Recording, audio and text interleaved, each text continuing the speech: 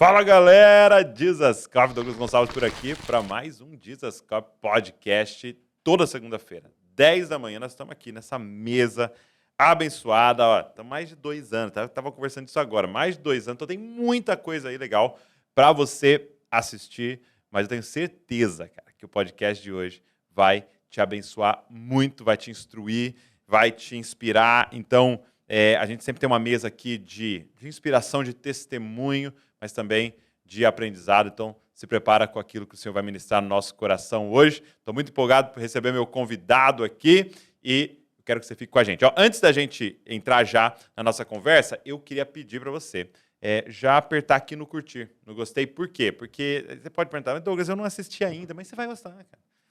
Profeticamente, aperta aqui, entendeu?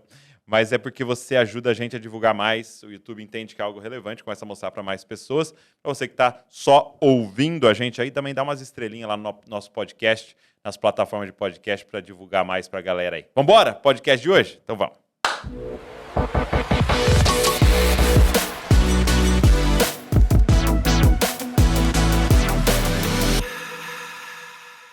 Matheus. E aí, cara? Obrigado, viu? Você está aqui. Uma alegria muito grande, cara, poder participar desse momento. Muito bom. Ó, a galera sempre faz para mim uma pesquisa do meu convidado, né? Com antecedentes criminais. Ixi, o que achou? Meu Deus. Multa. E eu colocou aqui que o Matheus Ortega é escritor. Beleza, estou com o livro aqui. Mas colocou artista e um seguidor de Jesus. Por que artista?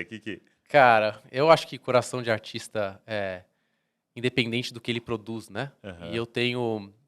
eu fui músico por muitos anos, ainda sou, porque tá na minha essência, Sim. toquei saxofone. Dá pra ser um ex-músico. Exato. Cara, e o que é curioso é que eu gravei com Ademar, Nívia, Oficina G3, eu gravei com um monte de gente. É então, mesmo? Parece outra vida, sabe? Mas eu vivi Mas muito... você com 21 anos, com tudo isso. Posso até ter cara. Mas Quantos anos você tem? 35. Com 2 filhos, Levi e João, e a minha esposa, a Bruna. A Bruna tá aqui. Tá aqui. Por trás das Privilégio. câmeras. E então artista tem a ver com música. Música e filme, documentário, porque eu fiz alguns documentários e curtas. Então, assim, é meio que... Até o livro, né, Economia do Reino, você fala, cara, economia, o que tem a ver, né? O Ziel Machado, um professor que eu tive aula com ele falou que eu trago a poesia para a economia. Então, ok, gente. Também tem arte aí, sabe? Coloca aqui o S na minha aqui. Olha só, Economia do Reino, a gente vai falar um pouco mais sobre isso também. Nosso papo vai entrar também em finanças aí. Mas então, a forma de escrita, você diz que tem arte, tem poesia. Tem ficção estilo C.S. Lewis. Eu começo o livro com uma ideia imaginária de um grande banquete, em que pessoas diferentes da história do cristianismo conversam entre elas, só que a visão delas é diferente. Quando a gente chegar na eternidade, como vai ser a diferença entre as nossas visões quanto à riqueza, à pobreza? É muito curioso, porque o corpo de Cristo é feito de visões diferentes também, né? Sim. E um dia a gente vai estar todo mundo junto, à mesma mesa, como aqui. Mas aí eu trago essa diversidade. E eu vejo que você fala de 4 tipos, né? De pessoas e na sua relação com as finanças que você enxerga nas escrituras e na história da igreja, né? Exato. Mas daqui a pouco você fala. Boa. Não fala ainda. Beleza. Vamos ver quem é você, né? E eu achei isso muito legal, porque realmente, senão a gente fala assim, não, o certo é... E aí todo mundo fala, meu Deus, mas então tá errado tudo que eu tô fazendo, né? Mas eu achei legal essa questão, depois eu quero que você fale mais. Mas eu também li aqui que você fez mestrado em desenvolvimento internacional pela London School of Economics, lá em Londres, você se formou. Que legal, por quanto tempo você passou lá? Cara, foi 1 ano bem intenso, mas que eu fui para estudar desenvolvimento econômico e social depois de uma experiência que eu tive no Haiti, depois do terremoto, que morreram 300 mil pessoas em 2010. E foi lá que você foi para lá? Eu fui para lá, eu fui 4 vezes no período de 1 ano e construí uma escola de música lá. E foi um projeto muito legal, porque, mudou a minha vida. E depois daquilo eu falei, cara, quero dedicar a minha vida para estudar esse tema, riqueza e pobreza. Como é que a gente faz para tirar as pessoas da pobreza? Como que o cristianismo pode entrar nisso, né? E o que fazer quando tem riqueza? Sim. Então, essa dinâmica eu fui estudar no mestrado, então, o mestrado era sobre isso? A nível secular, né? Tá. A nível, assim, como que você faz para um país se desenvolver e ter mais bem-estar e políticas econômicas. Mas sempre, no meu coração, eu tinha essa vontade de, cara, como que isso pode ser trazido no contexto de reino? Conceitos de economia, de desenvolvimento, de crescimento econômico, social, como que isso se alinha com a visão que Deus tem para o mundo. Qual é a visão que Deus tem para o mundo? Também é outra pergunta. Então eu comecei a entrar nisso de cabeça, cara. Isso uns 10 anos atrás. E aí, depois de alguns anos de estudos e crises, surgiu esse livro. Cara, que demais. E é incrível você escrever sobre isso, né? Porque a Bíblia fala muito de dinheiro. Muito de dinheiro, cara. E aí, se você pega os livros que tem disponíveis no Brasil sobre esse assunto, a grande maioria é da teologia norte-americana, Uhum, que é uma economia mais neoliberal. ok. Então, é uma perspectiva muito assim de você ser generoso, gerar empregos, gerar oportunidades, ser um bom mordomo. Só que aí não entra em 2 pontos que eu acho que no Brasil é muito relevante, que é justiça e renúncia. Então, assim, se a gente absorver dos americanos, a gente pega muito a questão da generosidade, porque eles têm muito recurso. Muito. Só que aí, do outro lado, é a pegada de missão integral, sabe? Teologia da libertação, que é que trata da pobreza. Só que esses mundos são completamente opostos e brigam entre si. Sim, sim. Então, a ideia desse livro é, na verdade, trazer esses 2 polos para o centro, para Sim. Cristo. E aí pensar em como que o cristão pode se posicionar diante disso com as diferentes visões que existem. Muito bom. Quando que você entra em contato com essa temática? Isso é antes do Haiti ou foi só ali que... Porque essa parada das finanças, do pensar o dinheiro à luz das escrituras, quando é que surgiu isso na sua vida? Cara, é muito interessante, porque economia, na verdade, significa gestão da casa. É mesmo? Administração, ou economos no grego. Parecendo o Capitão Nascimento, aqui do grego. Do grego. E, na verdade, economia significa a gestão entre abundância e necessidade, para trazer bem-estar. É uma questão de gestão de recursos.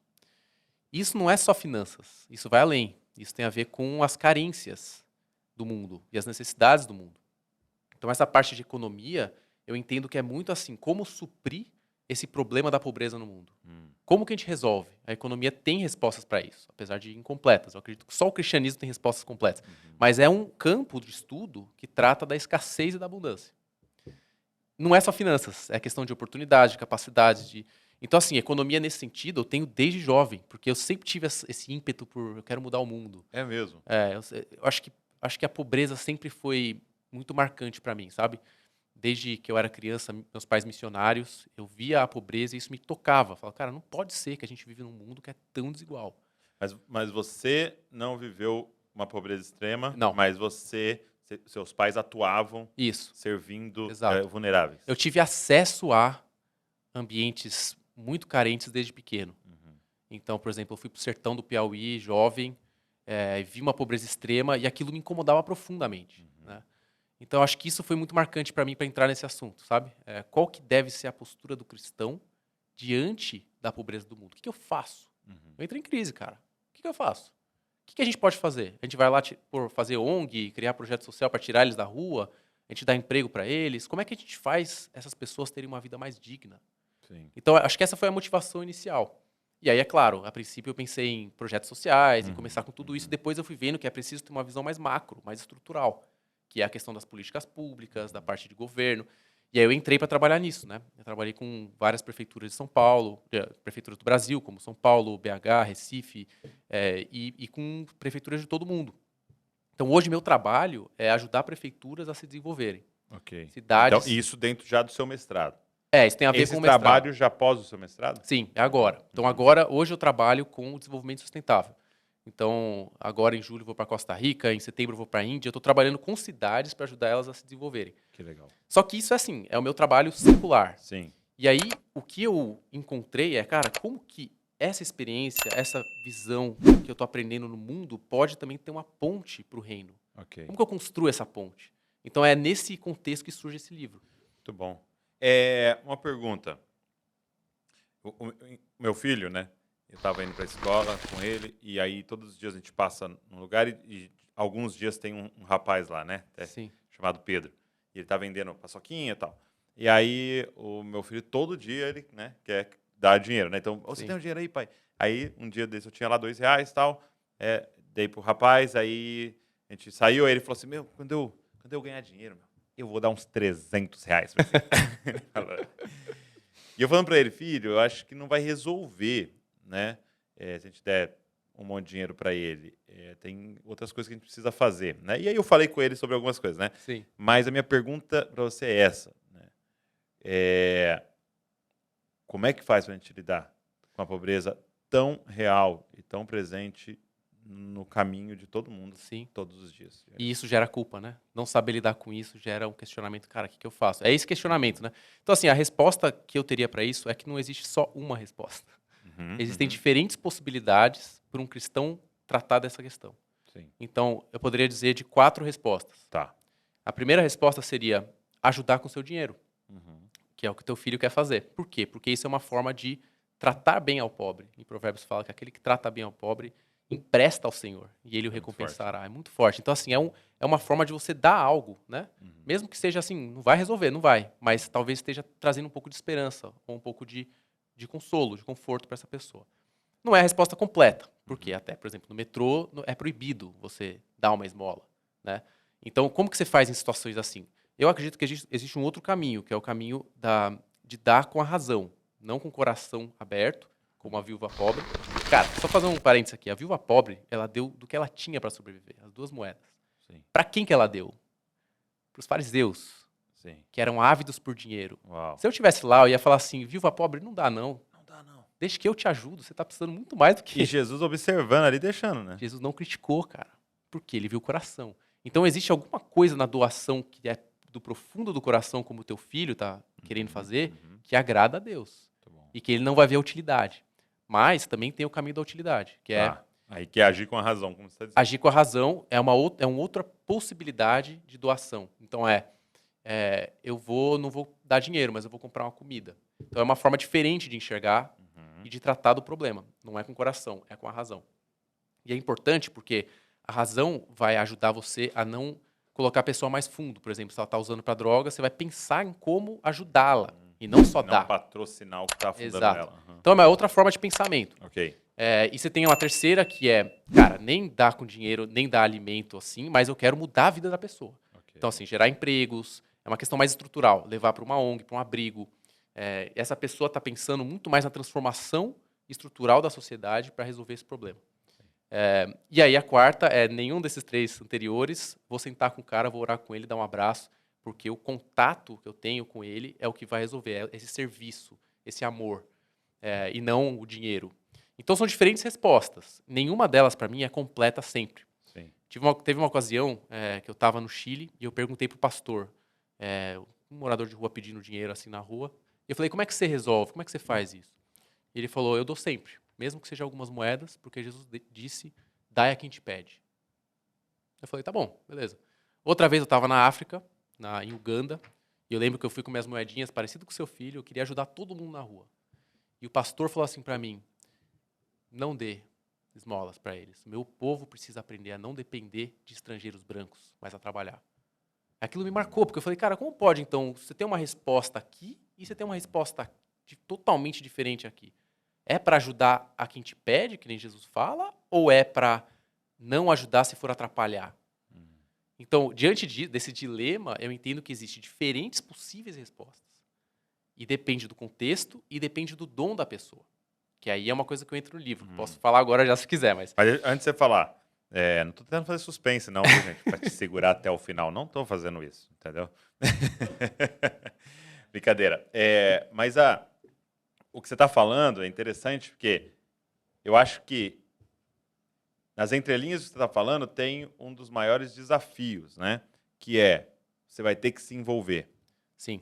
Porque quando você fala para mim, ó, não tem uma resposta pronta, nós vamos ter que discernir essa situação, eu vou ter que me envolver, eu vou ter que parar, eu vou ter que perguntar, eu vou ter que conhecer, ter que saber o nome, vou ter que saber, é morador de rua, não é morador de rua, usa drogas, não usa drogas, tá no vício do álcool, não está e tal. E ali, né, eu acho que é isso que a maioria das pessoas correm, né? Porque movidos de culpa, às vezes a gente só quer abrir a janela até pela metade, né? Dar e ir embora e pensar, fiz alguma coisa. E sim, você fez algo, mas parar e discernir, né? E deixar o sofrimento e a pobreza e a vulnerabilidade entrar no seu mundo, né? E te fazer sentir, né? Sim. Te fazer sentir tudo isso, né? É o maior desafio nosso hoje, né? A gente tem uma síndrome de querer ser o salvador do mundo. Hum, Então, eu acho que a gente passa muito por essa crise. Eu não vou resolver o problema. Então, por que eu vou dar R$ 2? não vou nem ajudar, então. Só que a gente tem que entender que existem diferentes papéis no corpo de Cristo. Tem pessoas que têm o dom da contribuição. Agora, você vai falar já? Eu vou entrar nos Então entra, dons. por favor. Porque assim, cara, tem dons diferentes que Deus deu aos homens. Algumas Isso. pessoas não vão nem conseguir falar com a pessoa que está pedindo dinheiro, nem vai conseguir ajudar. Vai dar. Uma vez, quando eu fui pro Haiti, eu lembro de uma senhorinha que veio e falou assim pra mim, eu não consigo ir, mas eu vou estar orando por você. Ou seja, não é todo mundo que vai mudar o Não, não mundo. dá, senão Né? não teria ninguém no país, né? Todo mundo tinha ido embora. Não funciona. Então, assim, Sim. eu acho que, primeiro, não é a gente que sozinho vai mudar a vida de alguém que está pedindo dinheiro na rua. Não funciona assim. Mas a gente pode cumprir um papel. Qual que é a sua função? Qual que é o seu chamado? O que Deus está te chamando para fazer? Algumas pessoas vão ter respostas diferentes de outras. Tá.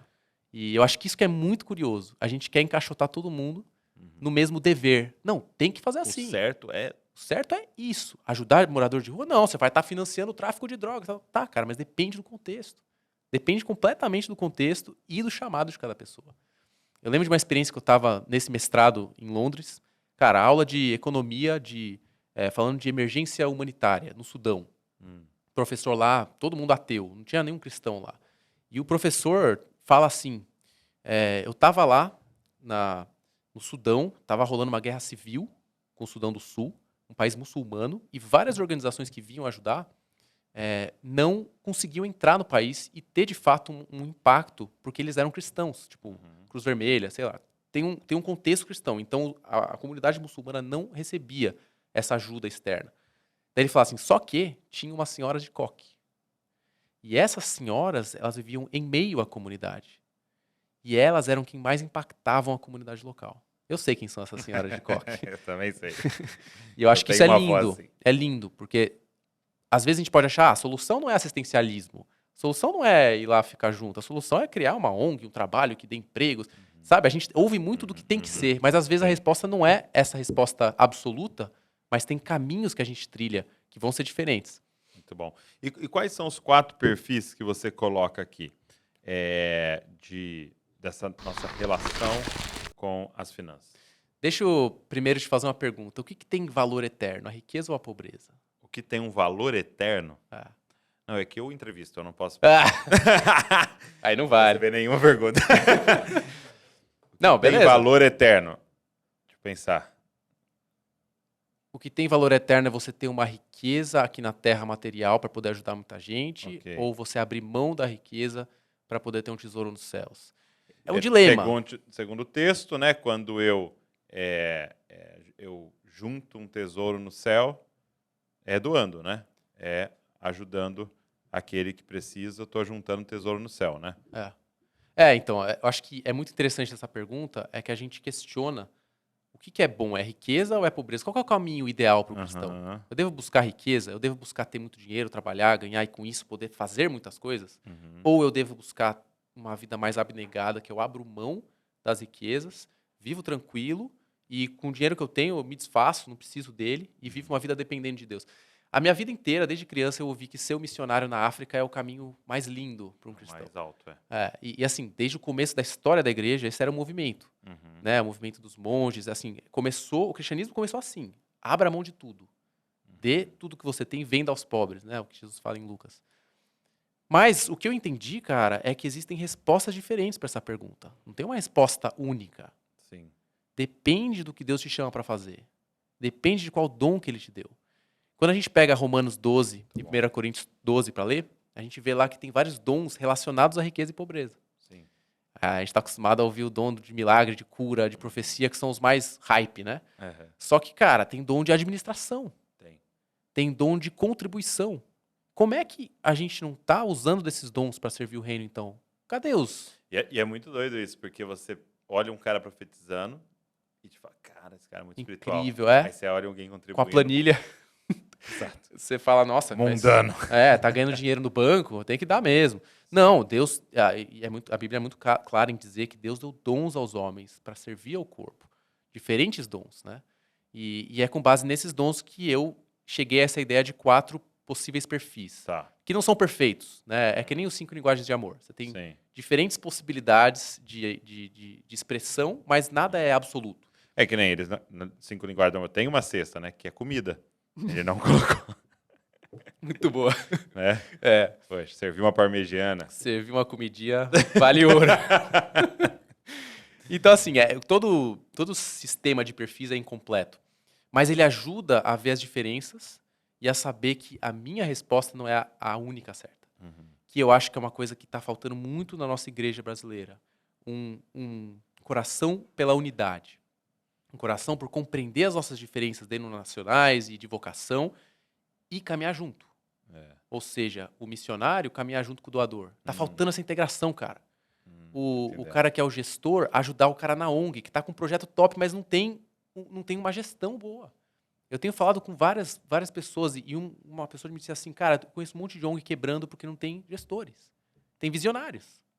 Então, assim, eu entendo que com os dons que Deus deu aos homens, existem respostas diferentes para tratar essa pergunta, se eu devo buscar riqueza ou pobreza. Então, o primeiro é o caminho da generosidade. É o caminho que eu chamo o perfil doador. Doador. Então, o doador, ele tem uma pegada que é, eu vou dar com o coração abertamente, sem medir o que vai ser feito com o meu dinheiro. Tá. Eu vou dar de forma invisível, porque a Bíblia fala para a mão direita não ver o que a esquerda faz, mas eu tenho esse dever de ajudar sem questionar. É uma forma muito aberta de se dar. Uhum. Por isso que eu já vejo teu filho, ele tem esse perfil doador. Sim. O meu vô, ele dava notas de R$ 20 para os moradores de rua que tocavam campainha. Eu era criança, eu lembro que eu pensava, cara, por que ele não dá para mim para comprar picolé? Mas é porque, ele vivia exatamente o que o provérbio fala, o justo reparte sem cessar. Ele vivia essa ideia de que ele tem um dever de generosidade. E hoje eu olho isso como um dom. O cara tinha um dom. Exato. E nem todos têm o dom. Que nem evangelismo e evangelista. Todos têm que evangelizar, Isso. mas nem todos são evangelistas. Todos têm que contribuir, ajudar, mas nem todos têm o dom da contribuição. Essas pessoas, elas têm um chamado e têm um propósito. E tem vários exemplos bíblicos para isso. E é isso que eu tento fazer no livro, mostrar a base bíblica para esse perfil. Então, um exemplo eu costumo fazer essa pergunta, né? Quando Jesus conversou com a mulher samaritana, onde estavam os discípulos? Comprando comida. Foram comprar comida. Com que dinheiro? Uhum. Ou seja, eles precisavam viver com dinheiro. Jesus não fazia milagre todo dia para eles comerem. O dinheiro vinha, em Lucas 8:3 fala, de Joana, Susana, Maria Madalena e outras mulheres. Sim. Cara, As patrocinadoras. Né? patrocinadoras do ministério. Agora, Joana era casada com Cusa, administrador da casa de Herodes. Esse cara trabalhava no palácio de um cara corrupto e sujo, que era o Herodes. Ele ganhava o saláriozinho dele, ia pra conta dele, Joana pegava esse dinheiro e ofertava o ministério de Jesus, cara. Espero que ele sabia, né? Espero que ela falava pra ele. Sim. Agora, os historiadores dizem que era muito improvável naquela época que mulheres casadas acompanhassem homens nessas peregrinações. Uhum. Então é improvável que ela ia curando gente. Só que quando Jesus ressurge, depois no jardim que ele encontra com algumas mulheres, a Bíblia fala que Joana estava lá. Ela era querida para ele, mas ela era uma doadora. Ela não era aquela pessoa que abriu mão. Nem todos os discípulos abriram mão de tudo. Isso é uma coisa que ainda é uma ideia que a gente tem. Para seguir a Jesus, tem que abrir mão de tudo. Não foi isso que os discípulos fizeram? Nem todos. Joana era discípula. E a Bíblia não fala que ela abriu mão de tudo, fala que ela ajudava financeiramente. Então, para mim, isso revela que existe uma possibilidade de se ter dinheiro e usar o dinheiro para fazer o bem e para ajudar o reino. Tem muitos exemplos históricos, como o William Colgate, né, da pasta Colgate. Ele fundou essa empresa, ganhou muito dinheiro e no fim da vida dele, ele, em vez de dar 10%, começou a dar 90%. Porque ele entendeu o papel dele de doador. Ele financiou um monte de obra missionária. Eu acredito que está faltando pessoas que coloquem em prática o seu dom da contribuição na igreja brasileira. Então, geralmente, a pessoa que tem um dom de contribuição, geralmente ela tem um dom de produzir riquezas, né? Pode ser. Uhum. Tem as igrejas da Macedônia, que são um exemplo de igreja que, na sua extrema pobreza, abundou em generosidade. Sim. Quando eu fui para o Piauí, eu lembro que eles eram extremamente generosos lá no Piauí. Eu lembro de ir nos lugares mais simples e eles queriam dar o que eles tinham. Então, eu acho que o coração doador não precisa ter riqueza. Sim. Mas eu também vejo que muita gente que tem riqueza consegue se encaixar nesse perfil e entender o seu propósito. E a gente vê vários exemplos na Bíblia. Outro no Novo Testamento tem um monte. Tem o Gaio, que abria a casa dele, Lídia, vendedora de púrpura, Cornélio, centurião romano que dava esmolas. A gente vai vendo vários. José de Arimateia, que comprou um sepulcro para Jesus, e ele era um cara rico. Então, assim, eu acho que o primeiro ponto que esse perfil ensina é que não dá para demonizar o rico. Clemente de Alexandria, um dos pais da igreja, ele falou assim, que se for assim, se é preciso abrir mão de tudo para ser salvo, quem será salvo?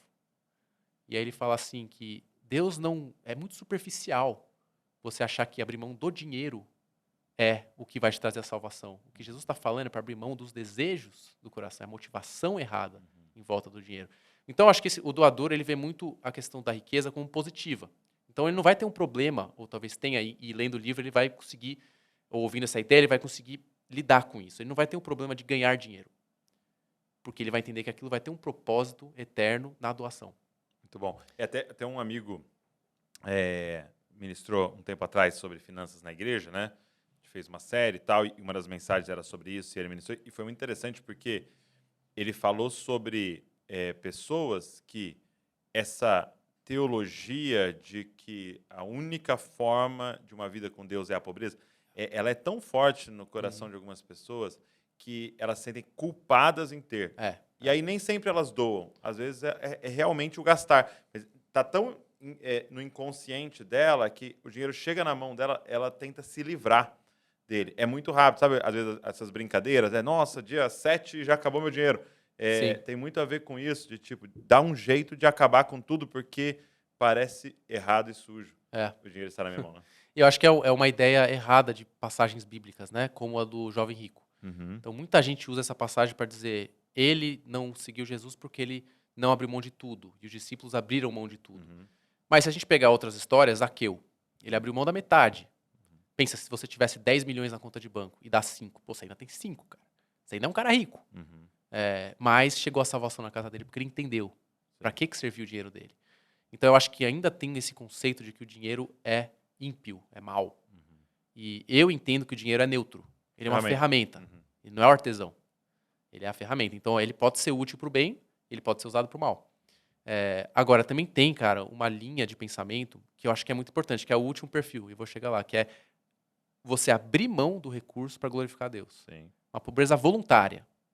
É uma pobreza que você deixa de ter para depender de Deus, da graça de Deus. Que eu acredito que hoje está fora da moda, totalmente. Assim, é muito difícil você ver alguém que fala, cara, eu estou abrindo mão da minha vida. Porque hoje, assim, você fala, vou trabalhar e vou pagar minhas contas. E ser um missionário. Então, mas eu acredito que é um caminho possível. O caminho da abnegação. Mas, bom, vamos para o segundo perfil. Tá. Então, a primeira resposta é essa de ser generoso, de dar abertamente com o coração. Só que essa não é uma resposta completa. E a gente vê muitos livros falando de finanças, tudo que falam da mordomia. Mais importante do que sempre querer ajudar é saber lidar. Porque se você não sabe lidar, você pode depois não ter para dar. Então, a Bíblia ensina muito, cara. Provérbios é um livro cheio de ensinamentos sobre moderação, bom senso, cuidado. Jesus fala, né? Não vai construir uma torre se você não sabe se você tem os recursos. Então, é muito importante essa questão da administração, da gestão. Um exemplo bíblico que eu gosto muito de dar... Então, o segundo, você dá qual nome? É o moderado. Moderado. Tá. E eu gosto de dar o exemplo de Paulo escrevendo para Timóteo. Ele fala assim, trate as viúvas adequadamente. Não ajude todas as viúvas. Ajude apenas as realmente necessitadas. Cara, você já não parou para pensar que a igreja primitiva ajudava todo mundo? Mas Paulo está ensinando para não ajudar todo mundo. Por quê? Porque ele fala bem assim. Porque senão a igreja vai ser sobrecarregada. Sim. E aí os familiares não vão aprender a cuidar das suas viúvas. Então, se a gente quer ajudar todo mundo, às vezes o familiar daquela viúva não vai estar colocando em prática o cristianismo dele. Ou seja, existe a necessidade de se dar com a razão, de se pensar na gestão dos recursos. E esse é o perfil mais moderado. Então, é a pessoa... E a gente vê isso em casamento, né, cara? Quantos casamentos as pessoas vêm falar comigo, cara, minha esposa é doadora e eu sou moderado, e a gente treta várias vezes porque não sabe, é para fazer ou não é. Mas isso é a beleza do corpo de Cristo. É muito bom. A gente é diferente e tem respostas diferentes para o problema. Um exemplo bíblico disso também é o sábio Agur. É a única oração de Provérbios. Não me dê nem riqueza nem pobreza. Então aqui ele está falando assim, eu não quero ter muito para ajudar o outro, porque eu posso me perder. Eu também não quero ter pouco ao ponto de eu precisar tanto que eu vou esquecer de Deus e vou amaldiçoar Deus, né? O Agur fala assim. Então é muito interessante, porque esse caminho do moderado, ele é equilibrado. Ele não quer viver nos extremos ou da riqueza ou da pobreza. Ele quer ter a gestão correta dos recursos para fazer o máximo que ele pode, de uma forma mais racional. Então esse é o segundo perfil.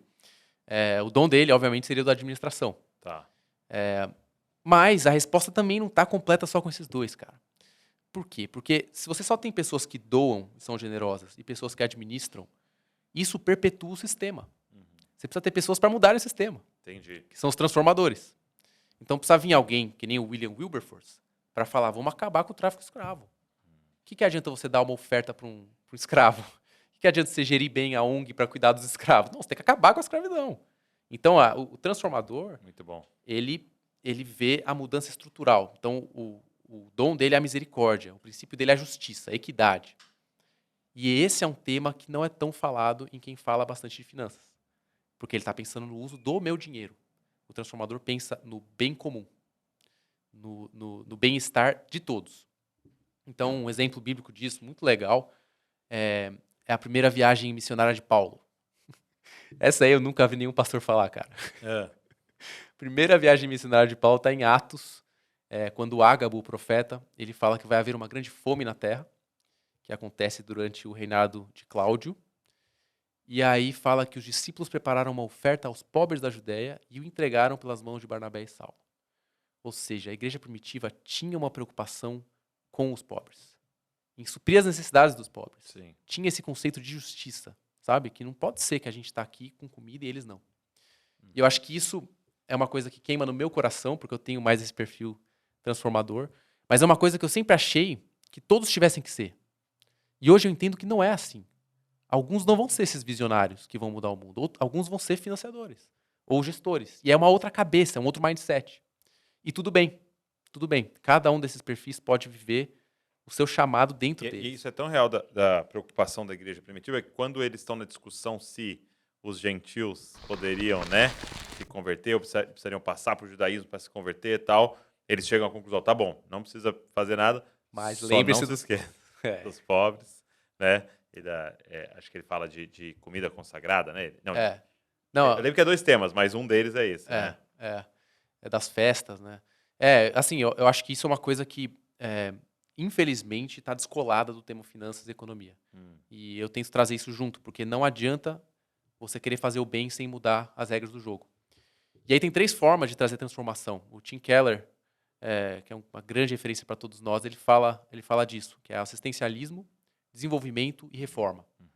Assistencialismo é ajudar imediatamente. Então, desastre natural, a pessoa está sem casa, você vai lá e dá uma roupa, dá uma comida. É necessário, mas não resolve a longo prazo. Desenvolvimento é ajudar a pessoa a pescar, né? Dar empregos, capacitação. E o outro é a reforma, que é mudar as regras do jogo. Martin Luther King, acabar com o racismo nos Estados Unidos. Não adianta só você desenvolver, né, a vida da pessoa se você não muda a regra que dá oportunidades para ela. E aí eu acho que vale uma definição de pobreza. O que é pobreza? Pobreza não é falta de dinheiro. Pobreza é falta de capacidades. É falta de oportunidades. Então, eu acho que o transformador enxerga isso e fala, cara, eu vou dar essas capacidades para essa pessoa necessitada. E esse é um caminho possível. Então, pobreza é a falta de Capacidade. Interessante. Porque se você dá dinheiro, a pessoa ganha no bingo, ela vai gastar tudo, porque ela não tem a capacidade. De gerir, né? Porque tem uma história de pessoas que ganharam na Mega Sena, né? E várias delas não têm aquele recurso mais e não produziram riqueza e talvez até passando necessidade. É por isso que a Bíblia fala, né, que a sabedoria é mais valiosa que o ouro, né? Você saber lidar com os seus recursos é mais importante do que você ter recursos.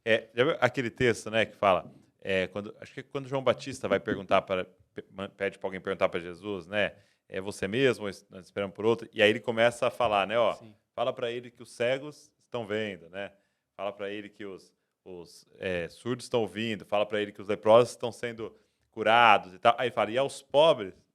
Aí você pensa, né? Se o cego viu, né? O pobre vai ficar rico. O pobre está dando riqueza, né? Não, o pobre está sendo pregado o evangelho do reino, né? Fala, poxa, Jesus. A Mas maior riqueza. Ele compreendia o que era a pobreza, né? Porque quando você dá vista ao cego, ele vai continuar vendo. Mas quando você dá recurso ao pobre, ele não vai continuar com recurso, né? Que lindo isso. Mas ele então chega e fala, e aí ele está sendo pregado uma nova forma de ver a vida e o mundo e vai resolver também a pobreza física, né? Vai. Porque a partir do momento que você começa a empregar os princípios do reino Exato. de Deus, você falou, você está capacitando, né? Não, muito lindo isso, cara. É uma resposta espiritual, material, É. existencial, né? É. Porque muda a forma que você enxerga o mundo, né? E, assim, o último perfil, que é um caminho cristão para lidar com esse assunto, eu não vou transformar o pobre, eu vou viver em meio ao pobre e amá-lo e servi-lo. Então, é o caminho de muitos missionários, de muitos pastores que abrem mão dos seus E empregos. como que você chama? Abnegado. Abnegado. E é interessante que a gente tem os pescadores, né, os discípulos de Jesus, que eles abriram mão dos seus empregos para servir a ele. A gente tem o exemplo de Maria de Betânia, que quebrou o vaso. É um exemplo muito legal, porque mostra os diferentes perfis. Então, Maria de Betânia quebra o vaso, e eu fiz uma conta na renda média do brasileiro hoje, aplicada uns 300 denários, daria uns 15 mil reais. Então, você pensa, alguém desperdiçou 15 mil reais para honrar Jesus. 15 mil reais. E aí, que os discípulos falam? Que desperdício de dinheiro. Sim. Moderado, porque o moderado pensa na utilidade. E aí vem o outro argumento. Poderia ter sido usado para ajudar os pobres. É o transformador, está pensando em mudar o mundo. O que Jesus fala? Não. Essa atitude vai ser falada por todos os cantos do mundo. Ele viu o coração de alguém abnegado. Isso que eu acho maravilhoso de Jesus. Ele vai completamente contra o senso lógico, porque ele vê além do que a gente vê. E eu acho que isso mostra que nem sempre a resposta vai ser ajudar os pobres. Nem sempre a resposta vai ser do transformador, ou do moderado, ou de ser, tem que ser racional, tem que lidar bem, ou de, não, tem que ajudar todo mundo. Você vê, assim, tem diferentes respostas. E a Bíblia mostra isso pra gente, as diferentes respostas. Então o abnegado também traz esse lado de abrir mão de recursos como um caminho bíblico, mesmo que não utilitário, mesmo que não tenha utilidade prática o dinheiro. Loucura, né, cara? Porque às vezes a gente pensa, não, o dinheiro tem que servir para algum propósito digno. Lógico, prático. Lógico, prático, racional. Às vezes, cara, é uma oferta que não vai fazer sentido, mas Deus vai falar, cara, dê. E aí ele que manda. Ele que está dizendo qual o coração que está no lugar certo. E lá, o coração de Maria de Betânia estava no lugar certo. E quem foi a pessoa que saiu logo em seguida desse momento, naquele lugar, foi Judas. Saiu para vender Jesus por 30 moedas que valeria 6 mil reais hoje. Então, uma pessoa honrou Jesus com 15 mil. Ele traiu por 5 mil, 6 mil. É uma loucura, porque qual que é o valor do dinheiro, né? Como que a gente enxerga o dinheiro? Então, assim, com esses 4 perfis, responde a uma crise existencial da minha vida, que era, o que eu faço diante desse assunto? Resolveu para mim. Por quê? Tem diferentes respostas. Sim. Legal, tem diferentes histórias na Bíblia, tem diferentes personagens. Mas como fazer para isso não ser divergente e conflitante? É aí que surge a ideia da economia do reino. Eu acredito que esses diferentes caminhos podem convergir para algo que eu chamo de economia do reino, que é como que o cristão expressa o seu amor, o seu cristianismo na sociedade. E a junção desses 4 perfis... Então, eu ia até te perguntar, essa ilustração tem a ver com isso? Tem. Essa foi uma visão que eu tive. Dá uma olhada, gente. Que a raiz, ela é quem capta os nutrientes. Ok. Ela está debaixo da terra, captando nutriente para ir para toda a árvore. São os doadores. Tá. Os doadores, eles são responsáveis por captar recursos e distribuir. O tronco e os galhos, eles que levam esses nutrientes para a folha, para os frutos. Então, eles sustentam a árvore. São os moderados, aqueles responsáveis pela administração e a gestão dos recursos. Sustentabilidade, né? A folha, ela transforma gás carbônico em oxigênio. E ela também transforma os nutrientes em glicose, para ela mesma sobreviver. São os transformadores.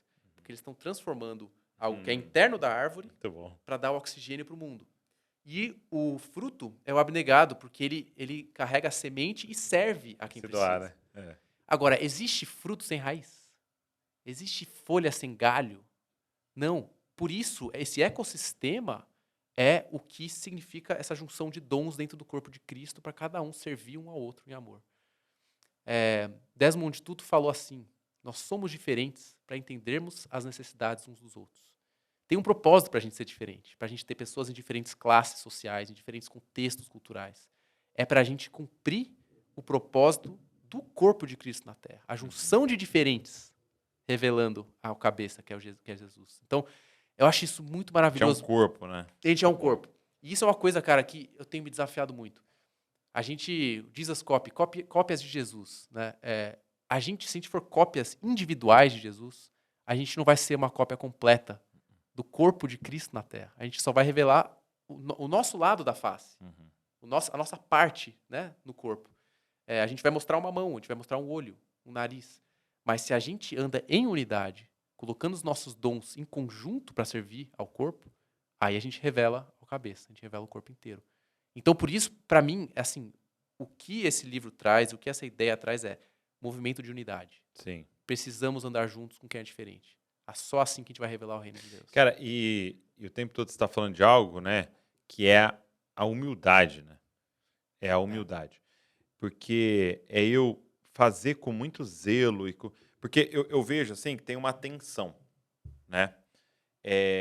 Que, primeiro, eu sou chamado a entender o meu Isso, e a me desenvolver no meu. isso. E eu me tornar, assim, vamos dizer assim, muito bom no meu, né? Isso. Eu vejo aquela parábola dos talentos, né? Então tem um talento na sua mão, né? Então é legal chamar talento, né? É dinheiro, mas né, pensa em talento. Mas assim, tem isso, tem o dom do talento mesmo, e tem o recurso e tal, e tá na sua mão. E ele vai te cobrar de multiplicar aquele seu, É né? isso aí.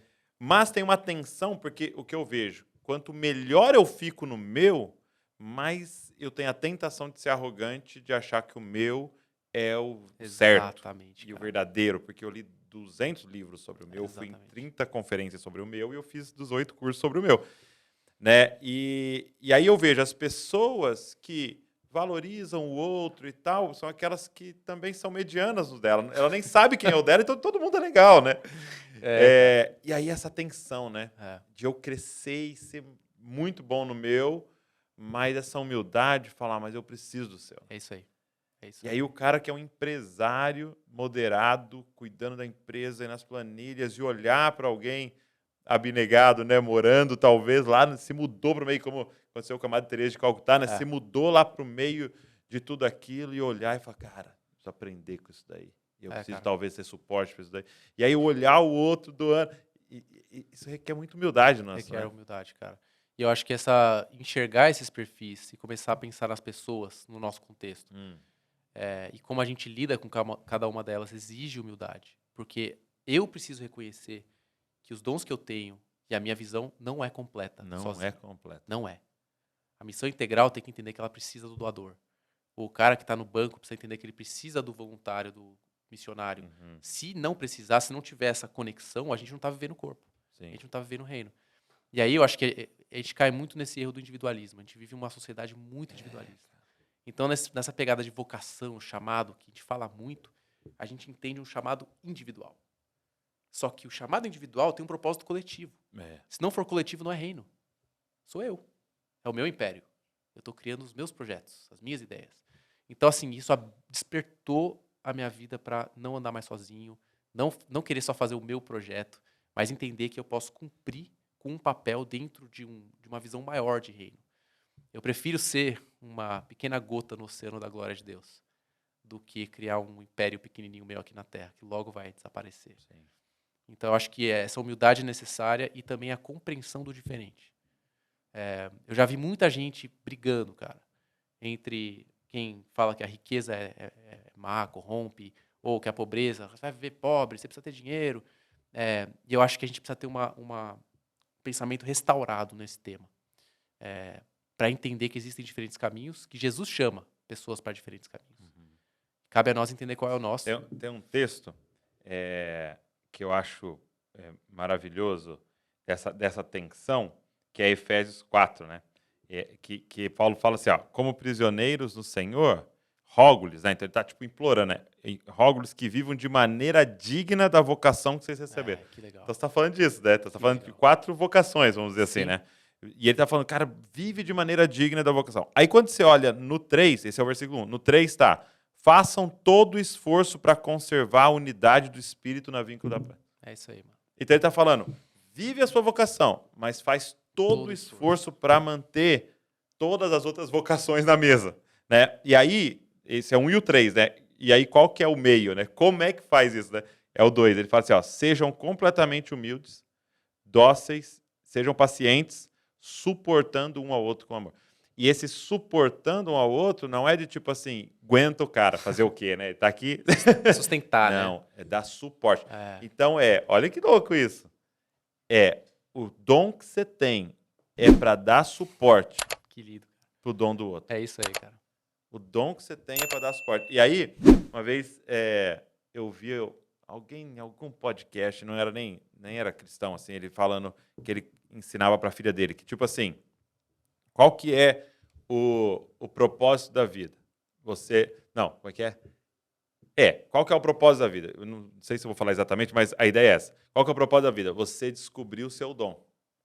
Né? E dom é presente. Né? A palavra dom significa presente. Então, qual é o propósito da vida? Eu descobri que tem um presente de Deus para mim. Sim. Né? Aí ele fala, mas qual é a missão? Eu entregar para quem é para eu entregar esse presente. Que legal. Então, é como se você recebesse um presente de Deus, que é esses dons, né? E você fosse olhar na etiqueta, não é o seu nome que está lá. Exatamente, cara. É o do outro. Né? E aí eu sou suporte para você. Então, pensa, eu tenho a capacidade de administrar e gerar riqueza. Então, como é que eu sou suporte para o cara que Deus deu a capacidade de ser abnegado e estar no meio? E como é que esse cara é suporte para dar sentido para a riqueza do outro? Exatamente, cara. Isso é muito. Cara, eu tenho feito doido. workshops de economia do reino em algumas igrejas que eu tenho ido. E eu divido em grupos, coloco os doadores, os moderados, os transformadores. Então, primeiro você faz eles se faz eles se ali. entenderem entre eles. E aí o que é legal é que eu coloco tanto o lado positivo e negativo. Não tive tempo de falar aqui do negativo, mas cada visão tem o seu risco. Eu vou dar rapidinho exemplo, assim. O doador, ele tem o risco de querer ganhar dinheiro, ser egoísta e justificar dano para aliviar a consciência. Entendi. É um risco. Eu dou, então eu posso também fazer minhas extravagâncias. Por sinal, o Calvino fala uma frase, cara, que é muito marcante. Não há nada mais perigoso do que estar cegado pela prosperidade. E esse é um risco de quem tem dinheiro e quer ajudar os outros. Tá cegado no seu estilo de vida, né, e achar que está fazendo o suficiente. Então, claro, tem esse risco. O moderado tem o risco de ser mesquinho, de usar a razão para justificar não ajudar e ficar retendo. Enquanto que Jesus ele ensina que a gente... a Bíblia, na passagem que ele alimenta os que estavam passando fome, com 5 pães e 2 peixes, fala que moveram-se as entranhas dele, de ver as pessoas com fome. Essa compaixão profunda é uma coisa que às vezes quem dá com razão não tem tanto e precisa desenvolver. Pode até parecer frio, né? O transformador, por exemplo, pode querer fazer a ajuda social virar militância, virar política, deixar Jesus de lado, né? Tem muito esse risco, né, para quem tem essa visão de justiça. Porque você pode achar que você é o salvador, né? Exato. Achar que você é superior. O abnegado tem o risco de criticar e demonizar a riqueza. Eu abri mão de tudo porque esse é o caminho certo, mas o cara tá aí trabalhando, ganhando um dia. Então, assim, todos os perfis têm riscos, que eles têm que tomar cuidado para não cair. Bom, não lembro o que eu tava... Deixa eu te ajudar, então. TDAH. Nas conferências, separa eles por grupo. Então, primeiro separa eles por grupo, para eles identificarem pontos fortes e fracos. E é muito legal, então, mas aí os grupos iguais. Iguais. Aí, quando a conversa vai pegando fogo nos pontos fracos, eles reconhecem que sozinhos eles não são suficientes. E aí o ponto forte do outro, ele vem para suprir o ponto fraco desse. Sim. E isso é muito lindo, cara. Porque daí você fala, pô, o cara é um visionário com um projeto social incrível, mas ele não tá faltando financiamento pro projeto dele, porque ele não é bem conectado com os caras que estão dando. Falta gestão, é um projeto meio atropelado, porque o cara tem um monte de ideia, mas não tem alguém para... Tá faltando voluntário, porque o cara quer fazer tudo sozinho. Sim. Sabe? Isso eu tô dando só exemplo do transformador, mas tipo assim, para mostrar que isso vai revelando os gaps, as carências. E quando a gente enxerga essas carências, isso traz a humildade, cara. E traz Eu preciso de você. Eu preciso do outro, né? Então isso é muito legal, porque eu acho que tá gerando essa compreensão de que nós somos parte de um todo. Né? E que cada um, nessa sua missão, vai chegar diante do Senhor, né? E ser cobrado, posso usar essa palavra? Cobrado pelo Senhor por aquilo que era o seu dom, que era a sua... Né? Ele não vai te cobrar de ter gerido uma empresa se você era para ter sido abnegado. Ele vai te cobrar do seu, né? Exato. E as coroas de justiça, né, que cada um vai receber é baseado nisso, né? Exatamente, cara. Eu digo no final do livro que tem uma verdadeira riqueza, que todos devem buscar, que é a verdadeira riqueza da misericórdia, é uma delas. E o Soren Kierkegaard, filósofo, ele fala assim que a verdadeira riqueza não é ter o poder de dar, o dinheiro para dar. É ter misericórdia para dar. Porque se você tem muito dinheiro, você pode não ter um coração certo. Mas se você tem misericórdia, você vai estar no lugar certo para poder ajudar. Então esse é um princípio que, seja qual for o teu dom, o teu caminho, você deve buscar. Ter misericórdia e compaixão do próximo. Então essa é uma verdadeira riqueza que na moeda da economia do reino tem um valor eterno. Essa é uma delas. A outra é a pobreza de espírito, que é o reconhecimento, um pouco que a gente falou da humildade. Todo mundo precisa ser pobre de espírito, mesmo rico. Reconhecer que ele precisa de Jesus, que ele é dependente, né? Então isso é uma condição para todos. Outro é que a verdadeira riqueza vem da interioridade. Então o Espírito Santo é que gera esses dons. Porque senão a gente pode cair num engrandecimento próprio. Ah, eu tenho esse dom, eu sou top nisso, eu sou o cara. Não, é o Espírito Santo que nos capacita. Então acho que essa dependência do Espírito é outra verdadeira riqueza. E por fim, outra verdadeira riqueza é o amor. É o amor, porque a gente pode fazer todos esses dons aí sem o amor e não fazer sentido nenhum, né? Tem um projeto que vai mudar o mundo, mas você não tem o principal, que é o coração, o amor de Deus atuando em nós. Então, assim, eu acho que, cara, de fato, os dons, eles mostram qual que é o nosso dever, eles ajudam a gente a ver a nossa limitação, eles ajudam nós a entendermos a nossa necessidade um dos outros para fazer algo que é real e também a entender que existe uma riqueza, que Jesus fala, né? Se vocês não sabem lidar com as riquezas terrenas, como saberão lidar com as verdadeiras riquezas?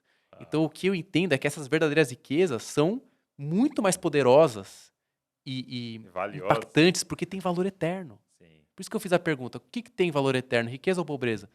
Tanto faz, não importa. O que tem valor eterno são esses princípios, esses valores. Obedecer a ele, né? É a obediência, é a humildade, é a compaixão, é a justiça. Isso tem valor eterno.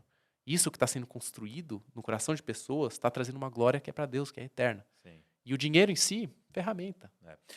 O dinheiro ele é uma coisa tão falada na Bíblia e a gente sabe, né, que o amor a ele é comparado, né, a um Deus, né, a Mamon e tal. E uma vez eu vi tem um amigo, Marcos Madaleno, compartilhando que um rapaz, um pastor foi pregar na igreja e ele falou assim para eles, né, olha, vocês aqui servem ao dinheiro, né, servem a Mamon. Aí todo mundo assustado, assim, né?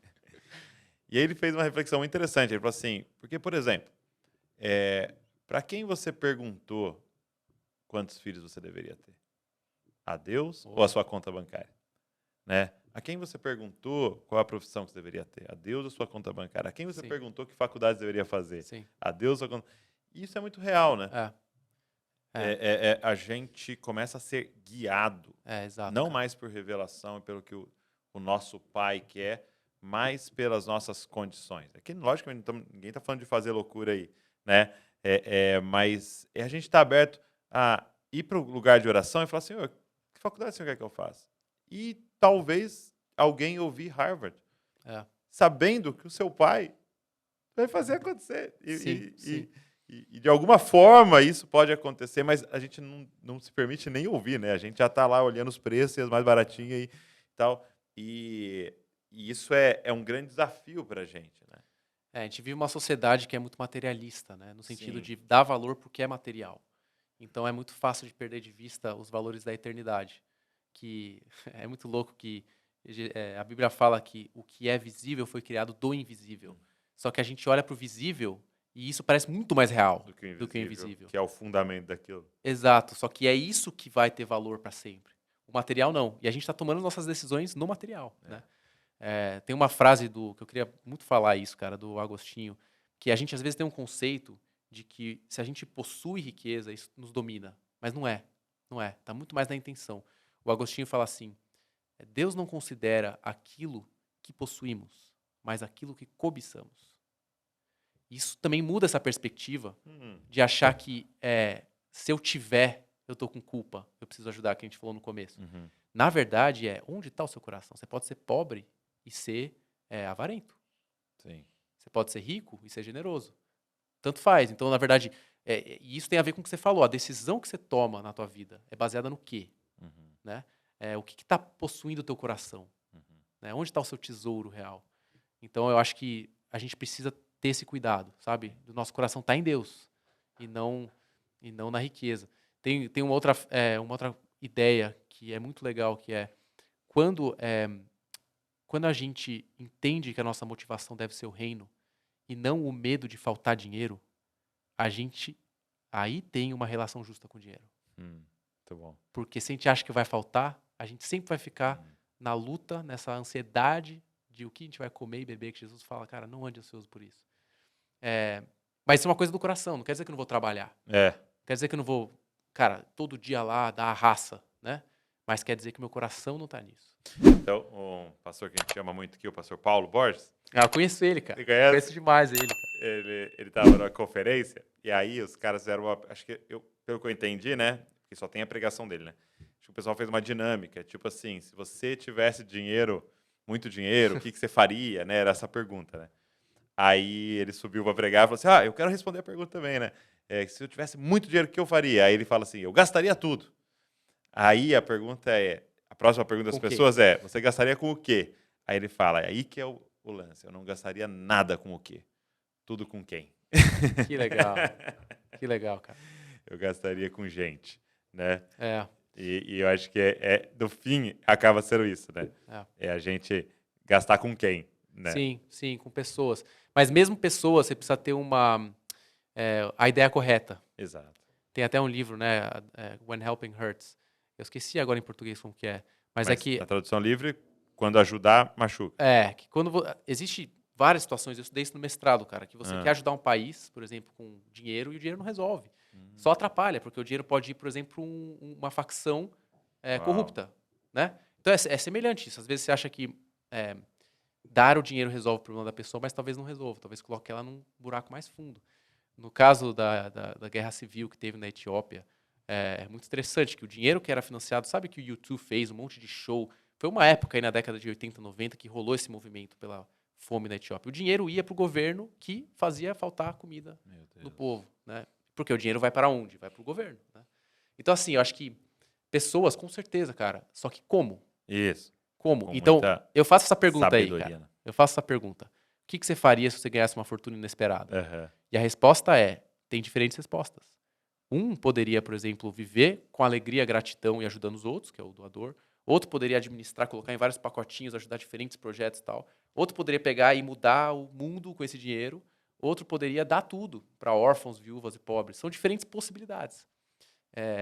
E é muito louco, porque antes eu achava que, só tinha uma possibilidade certa e as outras são erradas. E isso mudou na minha cabeça. Hoje você citou o mestrado, você falou que você vai fazer um trabalho em Costa Rica? Isso.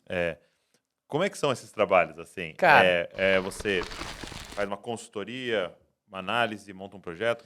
Então, eu trabalho numa organização que ajuda cidades nos seus planejamentos e projetos de desenvolvimento sustentável.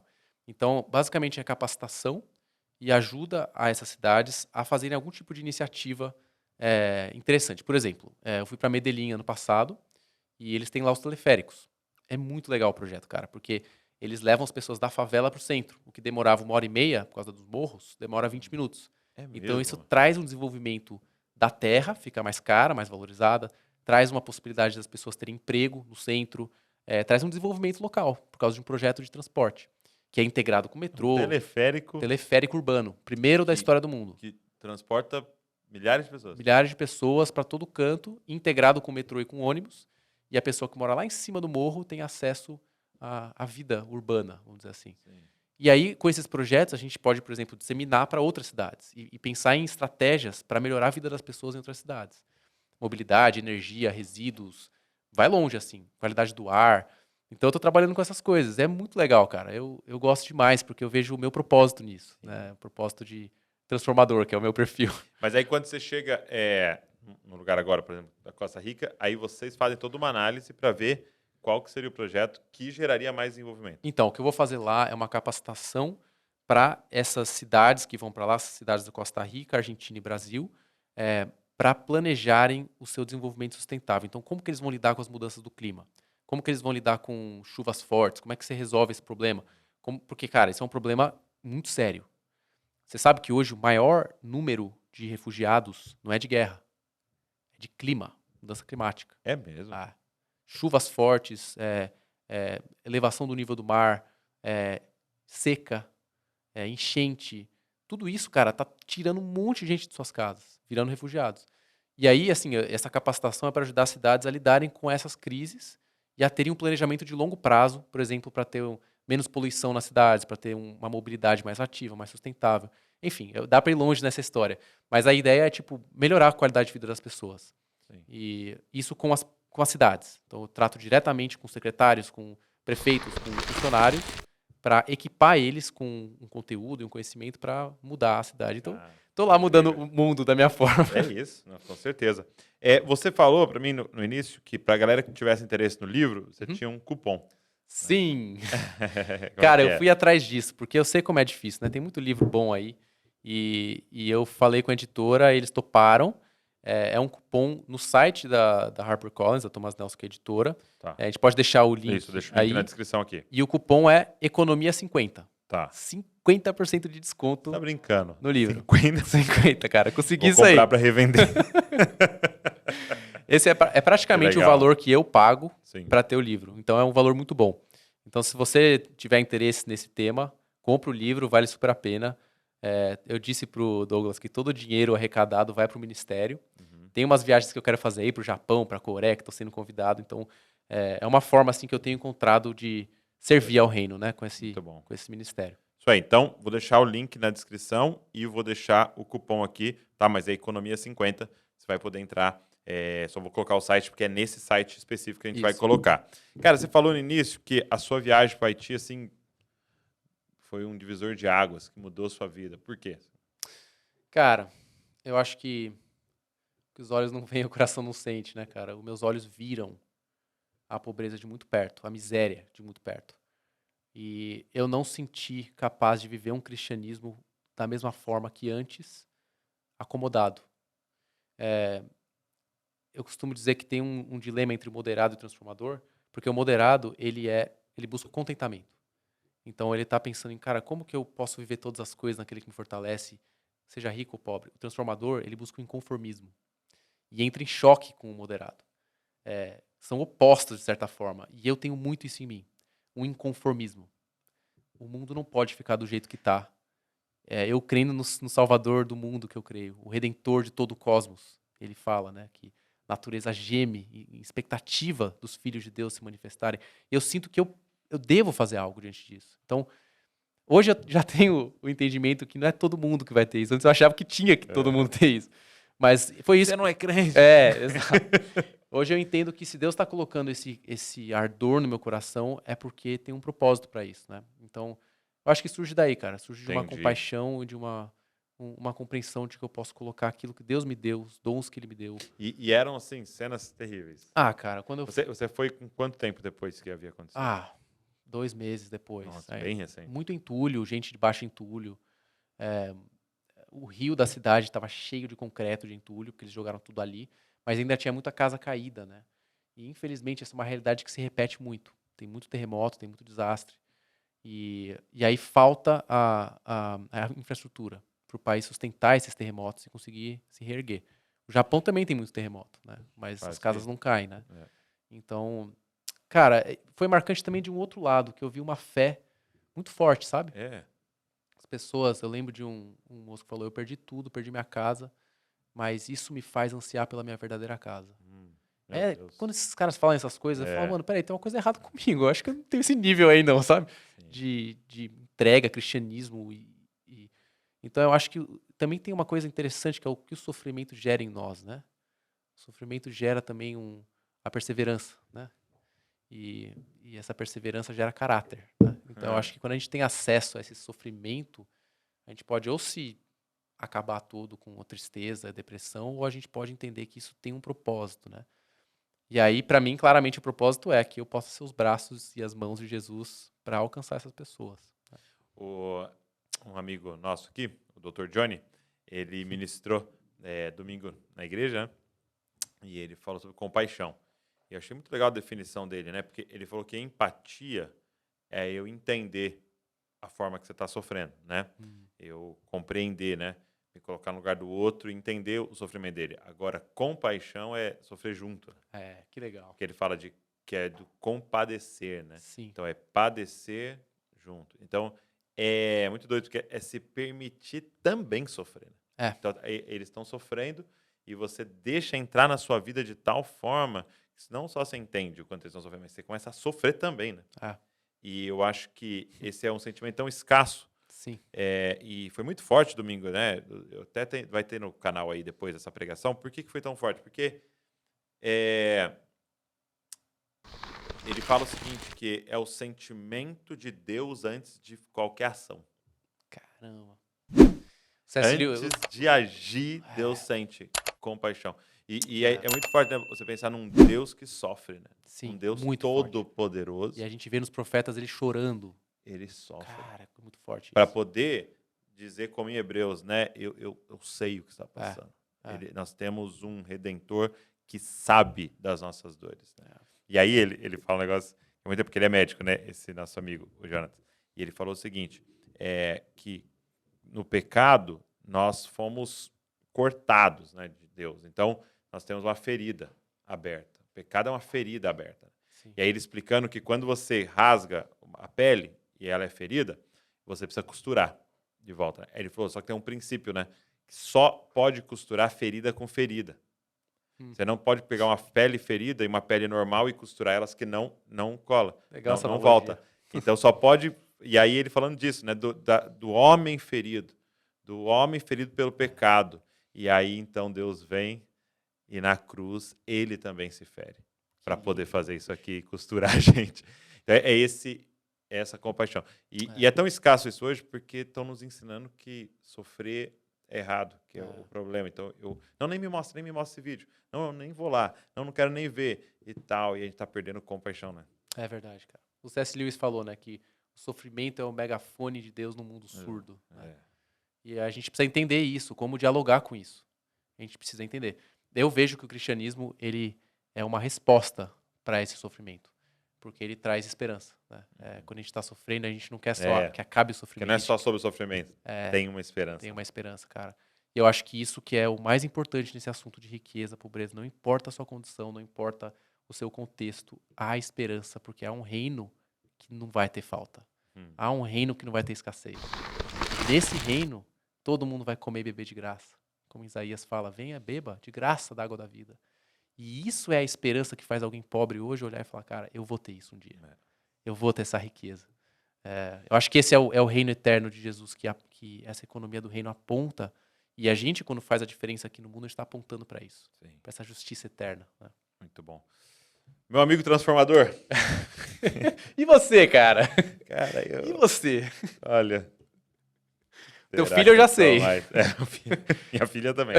Doadora. A Val também, estão todos doando dinheiro. Você é mais moderado, você cuida das finanças, você pensa na alocação. Acho que sou mais transformador mesmo. Também. Né? Porque você tem uma visão que te move muito. Né? Não sei. Pô, vamos fazer uma consultoria aqui. Top. Adeus, obrigado, viu? Valeu, por cara. ter compartilhado com a gente. Obrigado pelo livro, obrigado pela essa mensagem e obrigado pela sua paixão, assim, nos inspirou demais. Que bom, cara. Pô, é uma alegria estar aqui com vocês e que Deus abençoe muito esse ministério, cara. Eu tenho certeza que vocês vão alcançar muito longe. E isso é só o começo. Amém, amém, amém. Então, ó, 50% de desconto, viu? Você que não soube a economia do reino, tá meio quebrado, 50% de desconto. E vai entregar na sua casa, vou deixar o link aqui, tá? Pede o seu. Queria te pedir também, cara, pega esse link, manda pra geral aí, cara. Pelo amor de Deus, olha essa conversa, olha o que a gente aprendeu aqui nessa mesa hoje. Pega esse link, manda pra todo mundo, para que mais pessoas possam acessar esse conteúdo. E também se inscreve aqui no canal, ó. É errado, viu, ficar assistindo o vídeo sem se inscrever no canal. Se inscreve no canal, ou se você está em alguma plataforma de podcast aí, apenas nos ouvindo, também se inscreve aí para você receber todos os episódios que a gente produzir. Deus abençoe você e não se esqueça, você é uma cópia de Jesus. Valeu!